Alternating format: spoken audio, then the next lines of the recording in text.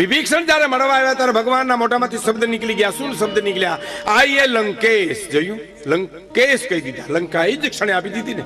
સુગ્રીવે દલીલ કરી, પ્રભુ લંકા દઈ દીધી. તો કે હા, થોડી ઉતાવળ કરી ગયા કે કેમ? હજી રાવણના હાથમાં એ વખત છે. કાલ ન કરે નારાયણ તમારા પગમાં પડીને કહે કે ત્રાહીમાં શરણાગત છું તો કે તો અયોધ્યા આપી દઈશ. પણ અહીં તો આવવા દે.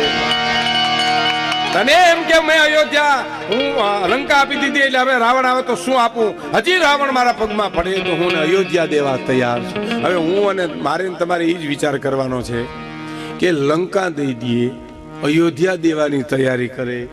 ઈ રામને મંદિરે હું તમે જાય દર્શન કરતા ક્યાં આવડે છે? દેતા આવડે છે?